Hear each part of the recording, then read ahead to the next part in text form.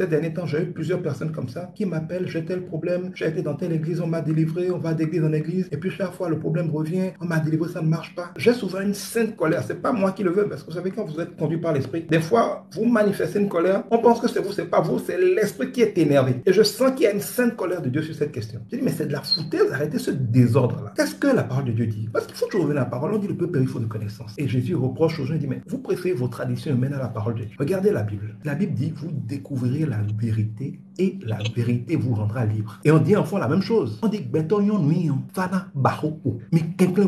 on dit ça en fond, et c'est clair. Et c'est les animistes qui le disent. La plupart des gens sont ignorants. Et à cause de leur ignorance, font le lit au diable. Il faut revenir à ce qui est écrit. Jésus dit, vous découvrirez la vérité. Vous allez comprendre, vous allez avoir la révélation. Et c'est ça qui va vous rendre libre. Jésus dit que quand on délivre quelqu'un d'un esprit mauvais, et ce n'est pas en remplaçant dans la vie de cette personne cet esprit mauvais par le Saint-Esprit de Dieu, donc par la révélation, par la parole, l'esprit mauvais, même s'il part, il revient avec cet esprit plus mauvais encore que lui. Il s'allie, comme on dit avant, et il vient s'installer encore pire. Si vous chassez les oui qui sont et qu'ils s'en vont, on ne détruit durablement que ce qu'on remplace valablement. La manière dont Dieu travaille, parce que la nature horreur du vide. Tu vas prendre une bouteille et chasser l'air dedans. Mais si tu mets de l'eau dans une bouteille, l'eau chasse l'air. Quand un esprit mauvais ou des esprits mauvais sont dans une vie, la méthode de Dieu pour le sortir n'est pas de chasser les démons. Ça peut marcher, ça peut ne pas marcher, mais même si ça marche, ce n'est pas bien. Si on chasse juste les démons, il dit, la maison devient vide.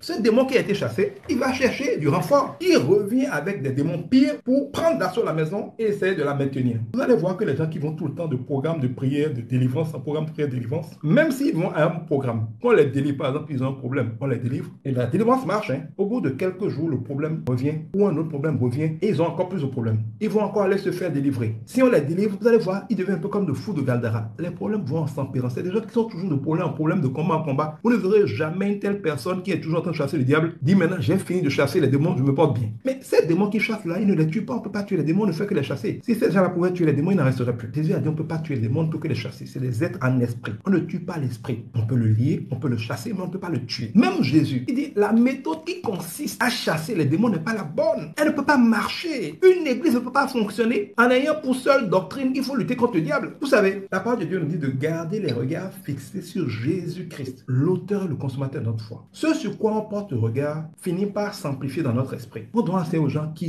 il est bon, il est puissant, il peut faire des miracles, il fait grâce, il pardonne, il agit de telle manière, tu peux l'évoquer de telle manière. Les gens doivent être remplis de la connaissance de Jésus-Christ, ce qui développe en eux la foi en sa capacité d'agir, et parce qu'ils ont foi en sa capacité d'agir, il pourra leur dire ta foi t'a sauvé, parce que cette foi-là va les mettre en situation d'attirer complètement la bénédiction dont ils ont besoin.